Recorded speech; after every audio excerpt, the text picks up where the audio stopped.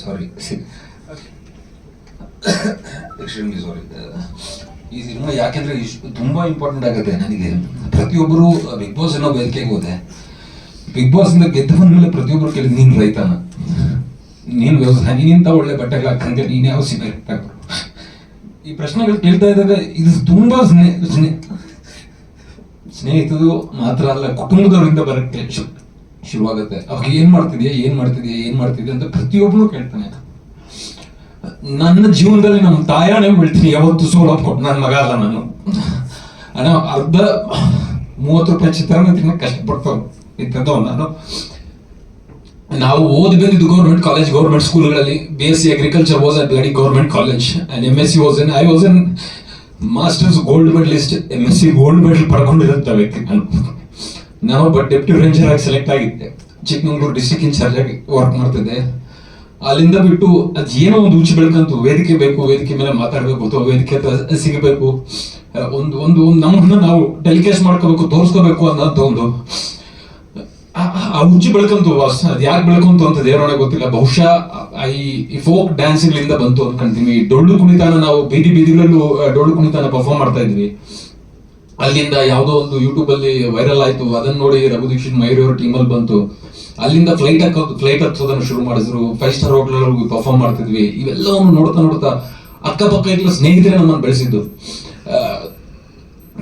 ನೀವೇನಾದ್ರೂ ಮಾಡ್ಬೇಕು, ಇಂಥದ್ದು ಮಾಡ್ಬೇಕು ಅಂತ ಬಿಗ್ ಬಾಸ್ ಒಂದು ಅಪ್ಲಿಕೇಶನ್ ಆಗಿದ ತಕ್ಷಣ ಬಿಗ್ ಬಾಸ್, ನನಗೆ ಸುಮಾರು ಜನ ಹೇಳ್ತಾರೆ ಬಿಗ್ ಬಾಸ್ ಗೆದ್ದಿರೋದು ನನ್ನ ಅದೃಷ್ಟ ಅಂತ. ದೇವರನ್ನ ಬಿಗ್ ಬಾಸ್ ಗೆದ್ದಿದ್ದು ನನ್ನ ಅದೃಷ್ಟ ಅಲ್ಲ, ಬಿಗ್ ಬಾಸ್ ಸೆಲೆಕ್ಟ್ ಹಾಕಿದ್ ನನ್ನ ಅದೃಷ್ಟ. ಯಾಕಂದ್ರೆ 8 ಲಕ್ಷ ಅಪ್ಲಿಕೇಶನ್ಗಳಲ್ಲಿ ಒಬ್ಬರು ಸೆಲೆಕ್ಟ್ ಆಗೋದು ದೊಡ್ಡ ವಿಚಾರ, 18 ಜನದಲ್ಲಿ ಗೆಲ್ಲೋ ದೊಡ್ಡ ವಿಚಾರ ಅಲ್ಲ ನನ್ನ ಪ್ರಕಾರ. I was competing with 8 lakh auditions, 8 lakh auditions ಎಲ್ಲ ಬಿಗ್ ಬಾಸ್ ಒಳಗಡೆ ಹೋಗಿದೆ ಅಂತ ವ್ಯಕ್ತಿ. ಒಬ್ಬ ಕಾಮನರ್, ಪ್ರಾಮಾಣಿಕ, ನಾನು ಒಬ್ಬನೇ ಕಾಮನರ್ ಇದುವರೆಗೂ ಗೆದ್ದಿರೋದು ಅಂತ ನಾನು ಬಿಲೀವ್ ಮಾಡ್ತೀನಿ. ಅಟ್ಲೀಸ್ಟ್ ಅದಕ್ಕೂ ಮೊದಲು ಸುಮಾರು ಜನ ಈ ಆಡಿಷನ್ಸ್ ಅಥವಾ ಒಂದು ಸಣ್ಣ ಪುಟ್ಟ ಡೈರೆಕ್ಷನ್ಗಳು ಅಥವಾ ಯಾವ್ದಾದ್ರು ಇದ್ದು ಒಳಗಡೆ ಹೋದಂತ ವ್ಯಕ್ತಿಗಳು ಗೆದ್ದಿದ್ದಾರೆ ಬೇರೆ ಭಾಷೆಗಳಲ್ಲಿ. ಆದ್ರೆ ಅದಾದ್ಮೇಲೆ ಅಲ್ಲಿಂದ ಬಂದಾದ್ಮೇಲೆ ತುಂಬಾ ಅವಮಾನಗಳು. ನೀನ್ ಯಾವ ರೈತ, ನಿನ್ಗೆ ಹೆಂಗೆ, ನೀನ್ ನಮ್ ತಂದೆ ತಾಯಿ ನೀನ್ ಜಮೀನ್ ತೋರ್ಸೋ.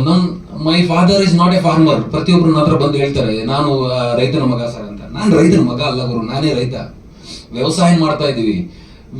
I have introduce few products to the farmers. ಲಕ್ಷಾಂತರ ನಾನು ಈ ವೇದಿಕೆ ಮುಂದೆ ಹೇಳ್ತೀನಿ, ನೀನು ಬಿಗ್ ಬಾಸ್ ಇಂದ ನೀನು ಬಂದ ಆಚೆಗೆ ನಿನ್ನ ರೈತರಿಗೆ ನೀನ್ ಏನು ಕೊಡುಗೆ ಅಂತ.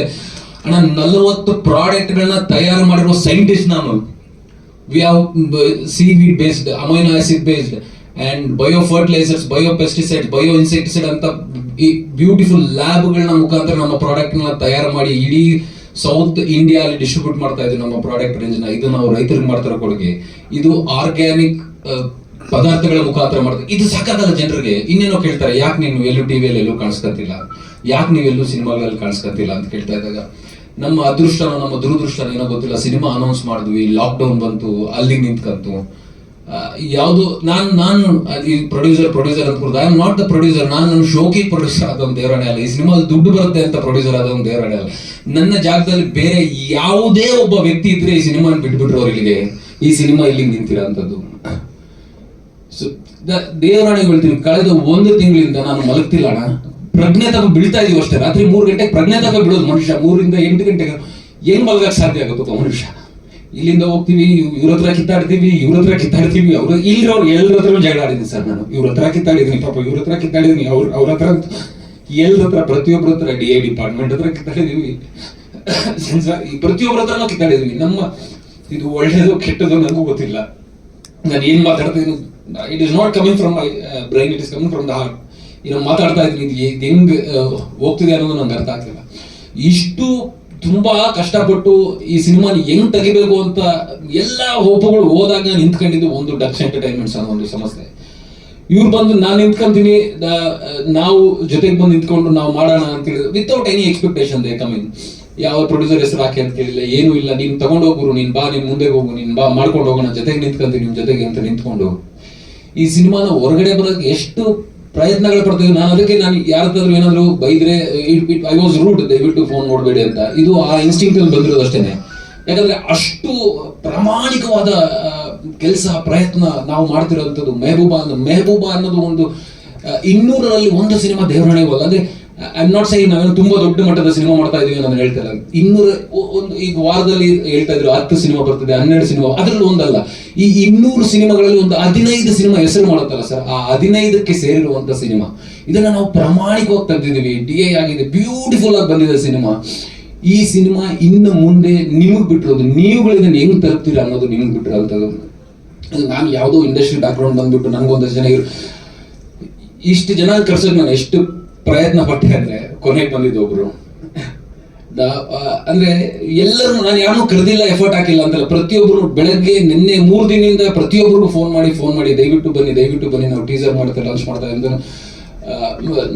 ನನ್ನ ಯೋಗ್ಯತೆ ಅಷ್ಟೇ, ನನಗೆ ಇಳಿಯಕ್ಕೆ ಆಗ್ತಿರೋ ಕೆಪಾಸಿಟಿ ಅಷ್ಟೇ. ನಂಗೆ ಗೊತ್ತಿಲ್ಲ ಹೆಂಗೆ ಇದನ್ನ ಮುಂದೆ ತಗೊಂಡು ಹೋಗ್ಬೇಕು, ಈ ಸಿನಿಮಾನ ಮುಂದೆ ತಗೊಂಡು ಹೋಗ್ಬೇಕ್ರೆ ನೀವು. ಬಿಕಾಸ್ ನಾನು ಹೇಳ್ತಿದ್ದೆ, ನೀವು ಒಂದ ತಕ್ಷಣ ಕ್ಯಾಮ್ರಾ ಹಿಂದೆ ನಿಂತಿರೋರು ನೀವು ಎಷ್ಟು ಚೆನ್ನಾಗಿ ಮಾತಾಡ್ತೀರಾ, ಎಷ್ಟು ಚೆನ್ನಾಗಿ ಬರೀತೀರಾ, ಎಷ್ಟು ಚೆನ್ನಾಗಿ ಇದನ್ನ ಜನ ತಲುಪಿಸ್ತೀರಾ ಅನ್ನುವಂಥದ್ದು ಒಂದು ಮೇಜರ್ ಶಕ್ತಿ ಆಗುತ್ತೆ ಸಿನಿಮಾಗೆ. ನಮ್ಮ ತಾಯಿ ಮೇಲೆ ಆಣೆ ಕೇಳ್ತೀನಿ, ನಾವು ತುಂಬಾ ಅದ್ಭುತವಾದ ಸಿನಿಮಾ ಮಾಡ್ಕೊಂಡ್ ಬಂದಿದ್ದೀವಿ. ತುಂಬಾ ಅದ್ಭುತವಾದ ಸಿನಿಮಾ ಇದು. 200ರಲ್ಲಿ 1 ಸಿನಿಮಾ ಅಲ್ಲ, ದೇವರಾಣೆಗೂ 200ರಲ್ಲಿ 1 ಸಿನಿಮಾ ಆಗಿದೆ. ಜಾತಿ ಧರ್ಮಗಳ ಬಗ್ಗೆ ಮಾತಾಡ್ತೀವಿ ಇದು. ಮತ್ತೆ ನಾನು ಹೇಳ್ತೇನೆ, ಇದು ರಾಮ ಮಂದಿರ ಬಾಬ್ರಿ ಮಸೀದಿಯ ಕಥೆ ಅಲ್ಲ, ಇದು ಕಾರ್ತಿಕ್ ಗೌಡ ಹಾಗೂ ನಜರಿಯಾ ಬಾನುವಿನ ಪ್ರೇಮ ಕಥೆ.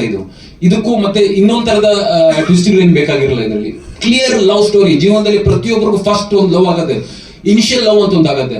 ಅದಾದಾಗ ಯಾವನು ಏನು ಲೆಕ್ಕ ಆಗಲ್ಲ, ನೀನ್ ಯಾವ ಜಾತಿ, ನೀನ್ ಯಾವ ಧರ್ಮ ಅಂತ ನೋಡಲ್ಲ, ನಿನ್ನ ಹತ್ರ ಎಷ್ಟು ದುಡ್ಡು ಇದೆ ಅಂತ ನೋಡಲ್ಲ. ಆಮೇಲೆ ನೋಡ್ತೀವಿ, ಒಂದು 30 ವರ್ಷ ಆದ್ಮೇಲೆ ಕ್ಯಾಲ್ಕುಲೇಷನ್ ಶುರು ಆಗ್ಬಿಡುತ್ತೆ ಲವ್ ಮಾಡ್ಬೇಕು ಅಂದಾಗ. ಇನಿಷಿಯಲಿ ಕಾಲೇಜಲ್ಲಿ ಇದ್ದಾಗ ಯಾವ ಕ್ಯಾಲ್ಕುಲೇಷನ್ಸ್ ಬರೋದಿಲ್ಲ. ನೋಡ್ತೀವಿ ಪ್ರೀತಿ ಆಗಿದೆ, ಈ ಪ್ರೀತಿನ ಹೆಂಗ್ ಮುಂದೆ ತಗೊಂಡು ಹೋಗ್ಬೇಕು ಅಂತ ನೋಡ್ತಾ ಇರ್ತೀವಿ. ಈ ಕಾಂಟ್ರಾಸ್ಟ್ ಅಲ್ಲಿ ನೋಡಿದಾಗ ನಮ್ಮ ತಂದೆ ಕ್ಯಾರೆಕ್ಟರ್ ಮಾಡಿರೋದು ಜಯದೀಪ್ ಸರ್, ನಮ್ಮ ತಂದೆಗೆ ಸಾಕಷ್ಟು ಜನಗಳ ಸ್ಟಾರ್ ಕ್ಯಾಸ್ಟ್ ಇದೆ ಈ ಸಿನಿಮಾದಲ್ಲಿ. ಬರೀ ನಮ್ಮ ಪ್ರೀತಿನ ಮಾತ್ರ ತೋರಿಸೋಣ ಅಂತ ಟೀಸರ್ಗೆ 2 ಕ್ಯಾರೆಕ್ಟರ್ಗಳನ್ನ ಸೀಮಿತ ಮಾಡಿ ಇಟ್ಕೊಂಡಿದೀವಿ.